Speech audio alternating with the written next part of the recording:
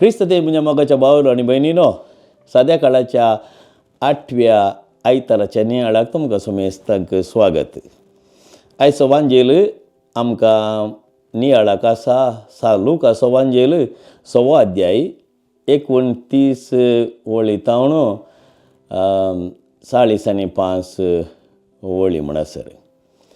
ह्या वांजेलांत जेजू थोड्यो ल्हान ल्हानश्यो ओपारी आमकां सांगता आनी ह्या ओपारी मुखांतर आमकां एक अपुरबायेचें लिसांव तो दिता. आतां आमी लुकाच्या वांजेलांत पळयत आसतना हो जावन आसा जेजूचो 8 बागी प्रसंग मैदानार दिल्लो आनी माथेवाच्या वांजेलांत अध्याय 5 तावन 7 म्हणसर आमकां आयकोंक मेळटा जेजूचो दोंगरा वयलो प्रसंग. म्हणटस हांगा जेजू कित्याक मैदानार देंवोन आयलो, थपकट्या जाग्यार जेवण आयलो. दोंगरार तो आसलो आपल्या शिसां संगी, ताचे मागणे रजर जातस शिसांक ताणें विंचले आनी हांगासर थपकट जाग्यार तो आयलो. कित्याक म्हूण सांगल्यार जेजूची बरी खबर ती फकत आपल्या आपोस्तलाक पात्र न्ही, हर एका मनशाक जेजूचो फाटलाव कोण करतलो गी ती हर एकल्याक ती एक आपुरबायेची बरी खबर जेजू दिवंक आशेता.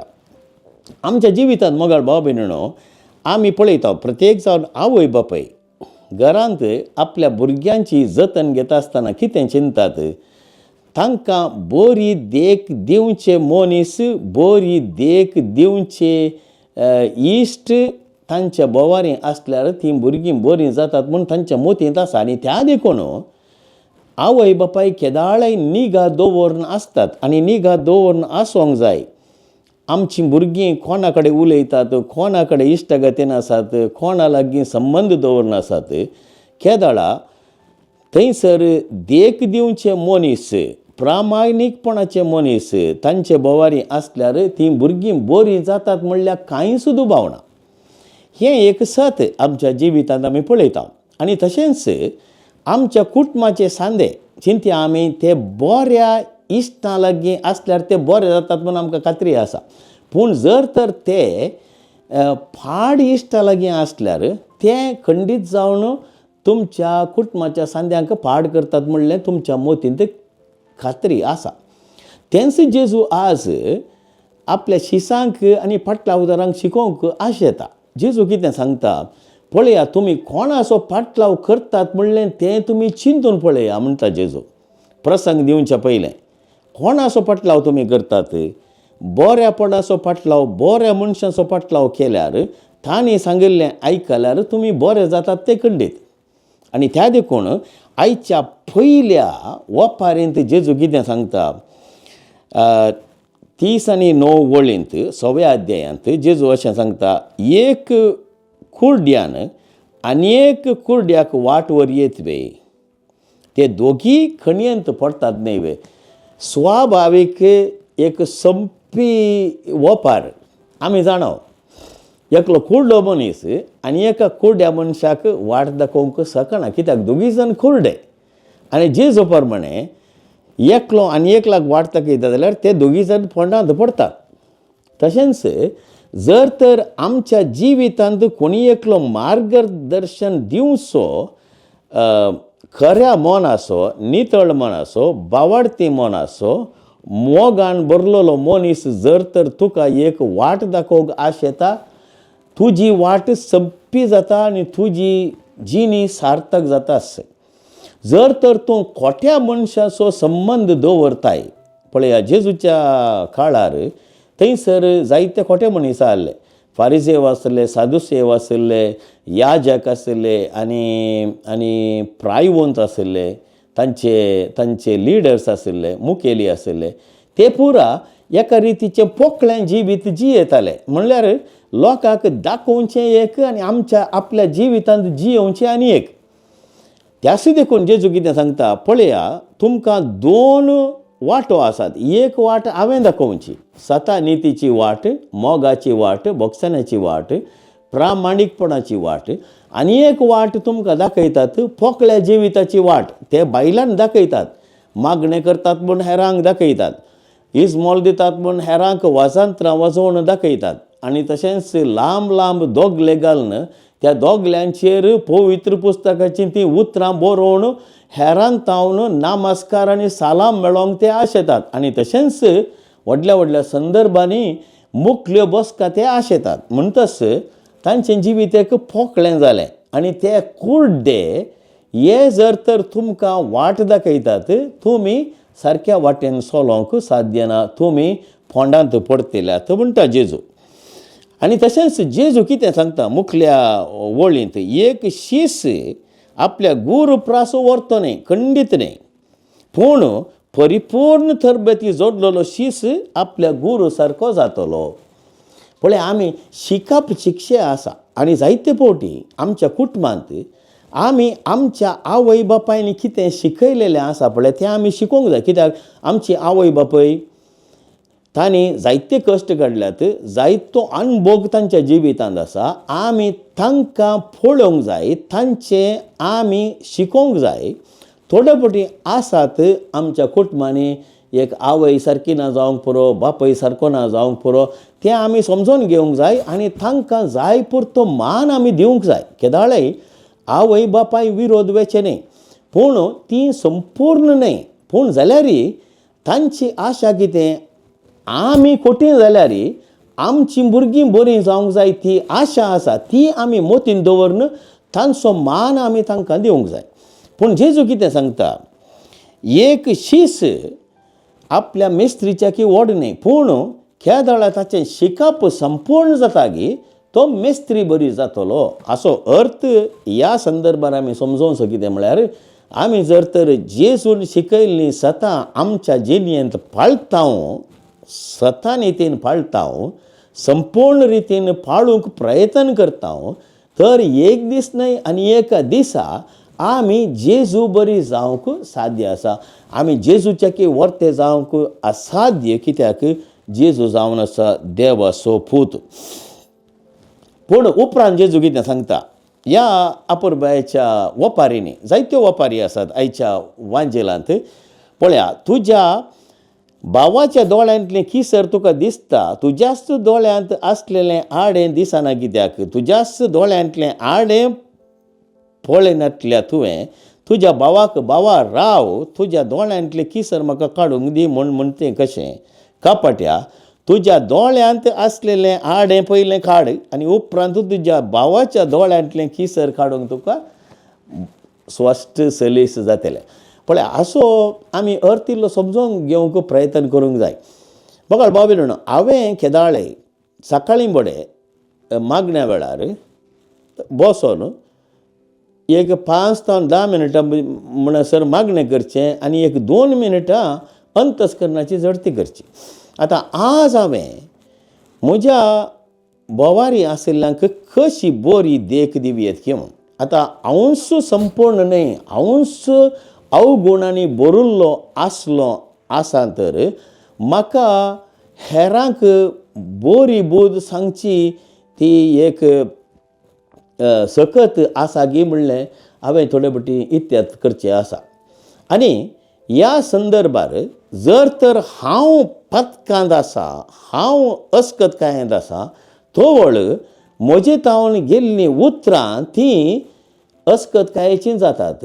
पूण जाल्यारय आमी उत्तेजन दिवचीं उतरां दिवंक जाय. पळया, दृश्टांत सांगचें तर म्हजें तें एक तरासो अवगुण आसा म्हूण चिंतया. हांव थोडे फावटी मागणें करूंक विसरता आनी मागणें करूंक आळसाय करता म्हज्या जिवितांत.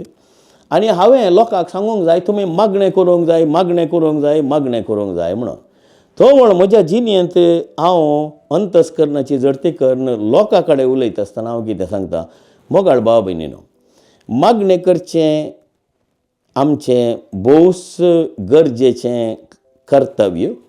आनी मागणें करूंक थोडे फावटी जायना, थोडे फावटी आमकां आळसाय जाता, थोडे फावटी आमी अस्कतकायेन आसा, पूण जाल्यारय प्रयत्न कर न्ही, इल्लेशें म्हणी आमी मागोंक जाय. तोवळ कालें घडलें, हांव म्हजेंत व्हडपण उलयना, पगार थंयसर म्हज्या अस्कतकायेचो इल्लोसो सार घालता आनी लोकांक सांगता, पळया मागणें करूंक कश्ट, मागण्यांत आळसाय आसता, मागण्यांत आमकां दोशणी आसता, त्या देखून आमी मागणें करूंक प्रयत्न करूंक जाय.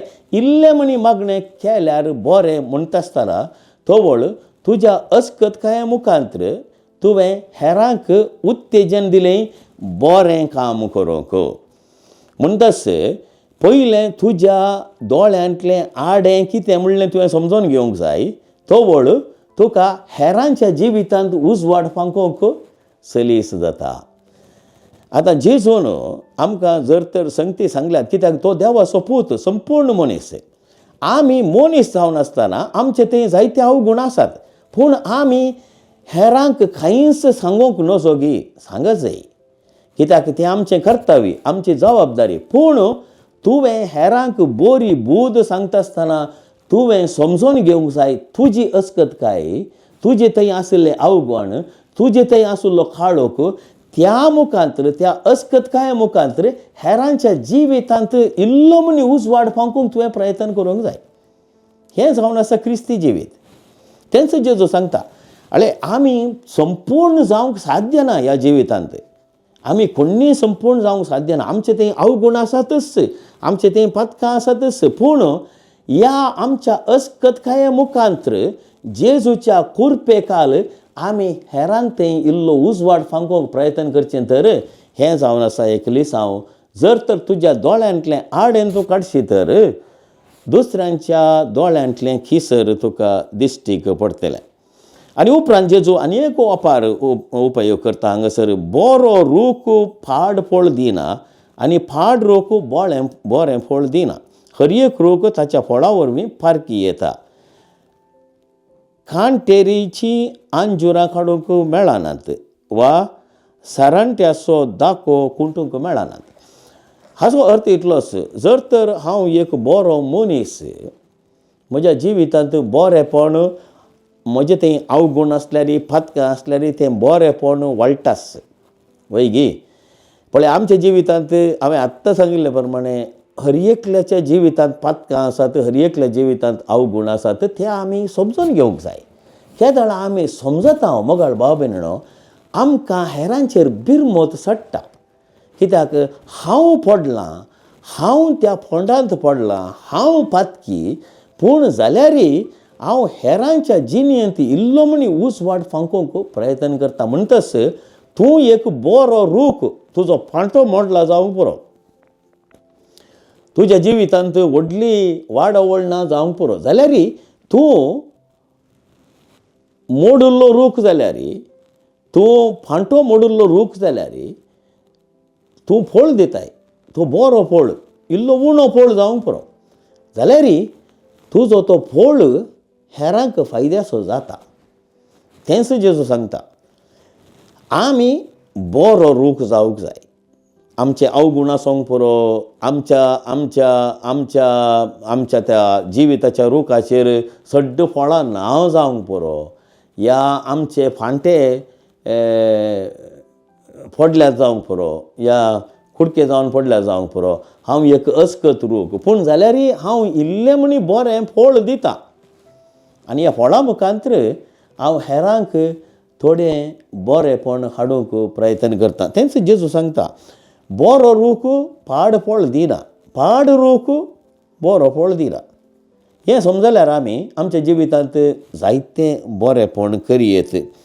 उपरांत आनी एक वपार जेजू सांगता, बरो मनीस आपल्या काळजाच्या बऱ्या भंडारांतलें बरेंच भायर काडटा, खोटो मनीस आपल्या काळजाच्या खोट्या भंडारांतलें खोटेपणच भायर काडटा. काळजांत कितें बरोवन आसा तेंच मनीस तोंडांत उसारता.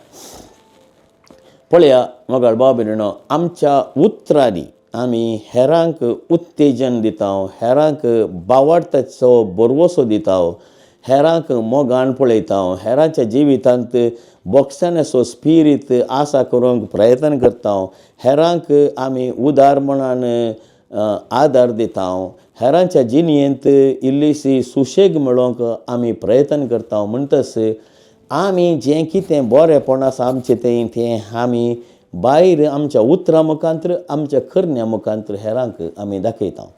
पळया ह्यो भोवूस आपुरबायेच्या ओपारी जेजू आज आमकां शिकयता ह्या 8व्या आयताराच्या ह्या नियाळांत. मोगाळ भाव भयणीनो, तुमकां उडासा काडचें तर आमी कुड्डे जावचें न्ही.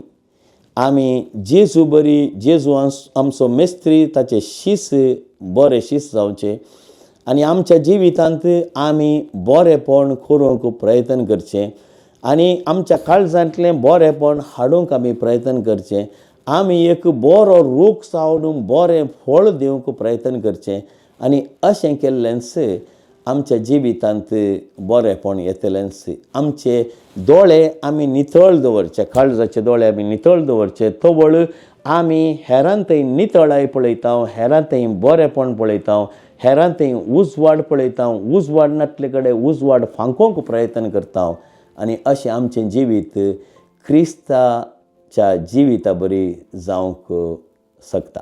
त्या देखून मोगाळ भाव भयणीनो, आयच्या मिसाच्या बलिदाना वेळार आमी मागया जेजू लागीं आमकां फावो करूंक हो एक आपुरबायेचो संदर्भ आमच्या जिवितांत, हेरांच्या जिवितांत आमी बरेंपण हाडूंक प्रयत्न करचें.